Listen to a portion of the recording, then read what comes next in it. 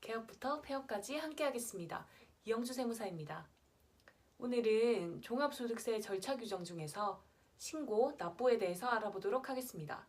흔히 종합소득세 신고, 납부라고 하면 5월에만 하는 거 아니야? 라고 생각하시는데 노 아닙니다. 5월 외에도 그 전에, 그 후에 해야 할 일이 있을 수 있습니다. 그럼 지금부터 뭘 해야 될 게 있는지 함께 살펴보도록 하겠습니다. 종합소득세의 경우 과세기간이 1월부터 12월까지로 1년 동안, 이 1년 동안 발생한 소득을 합산해서 5월 1일부터 31일까지 신고 납부하는 세금인데요. 그 전에 2월 10일까지 사업장 현황 신고와 매출 매입처별 세금계산서 합계표, 매출 매입처별 계산서 합계표를 제출하셔야 하고, 하나 더, 직원이나 프리랜서를 고용하시거나 아니면 원천징수 대상 소득을 지급한 적이 있으시면 2월 말까지 지급명세서를 제출하셔야 합니다. 그리고 나서 5월이 오면 종합소득세 신고 납부를 하게 되시는 거죠. 근데 이때도 만약에 내가 낼 세액이 1,000만 원이 넘는다 하면 분납 신청을 해서 7월 말까지 분할해서 납부하실 수가 있습니다. 그리고 또 성실신고 확인 대상자 같은 경우에는 5월 31일까지가 아니라 6월 30일까지 신고 기간이 연장됩니다. 이제 5월이 되면 납세자분들한테 전화가 많이 오는데요. 간혹가다 하시는 질문들이 세무사님 신고 안 하면 어떻게 돼요? 세금이 이만큼 나왔는데 적게 내면 어떻게 돼요? 라고 물으시는 분들이 좀 있으신데, 죄송하게도 하나도 빠짐없이 모두 가산세가 부과됩니다. 신고를 안 하면 무신고 가산세 20%, 적게 신고하면 과소신고 가산세 10%, 그리고 납부를 안 하시게 되면 납부 불성실 가산세가 하루가 지날 때마다, 그러니까 5월 31일까지 저희 납부 기간이잖아요. 5월 31일이 지나는 날 매일매일 만분의 3씩 가산세가 붙습니다. 이제 차례대로 하나씩 절차에 대해서 알아보겠습니다. 먼저 2월 10일까지 하게 되는 사업장 현황 신고와 매출 매입처별 계산서 합계표 제출에 대해서 알아보겠습니다. 사업장 현황 신고란, 여기서 사업자는 모든 사업자고요. 1월부터 12월까지 사업한 내역이 있는 폐업한 사업자라든지 휴업한 사업자도 모두 포함입니다. 사업장의 수익금액, 매입금액, 시설 현황 등 사업장의 현황에 대해서 신고하는 것으로 신고 기한은 2월 10일입니다. 현황만 신고하는 거기 때문에 따로 납부하실 세액은 없고요. 이때 또 사업장 현황 신고 의무가 면제되는 사업자들이 있는데요.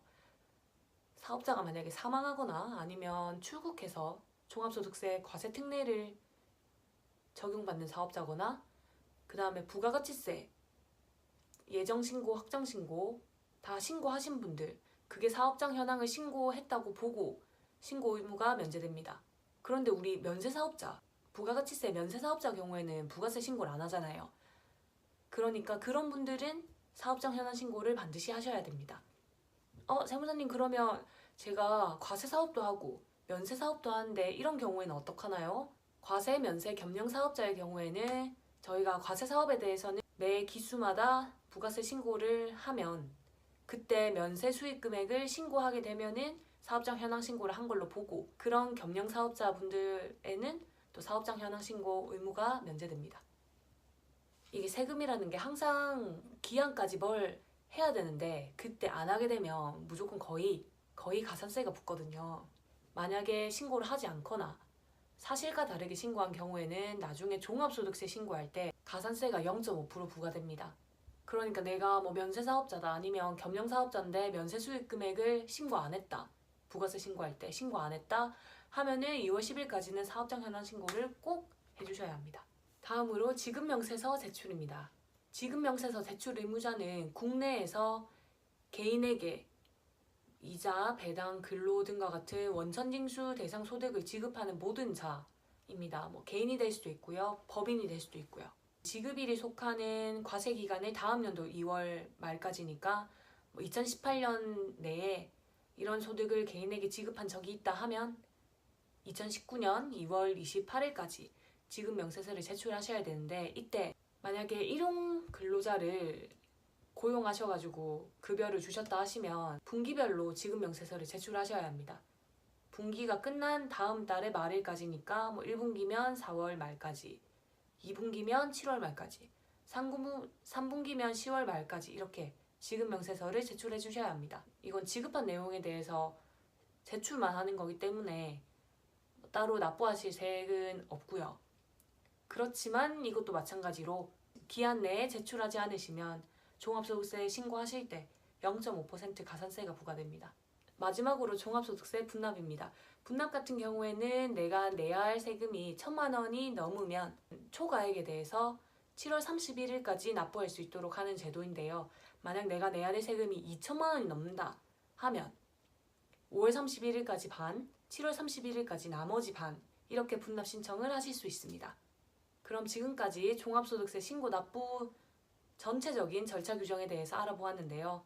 어느 하나도 빠짐없이 정확하게 신고하시길 바라면서 지금까지 이영주 세무사였습니다. 구독, 추천하고 모두 함께 절세하세요. 안녕!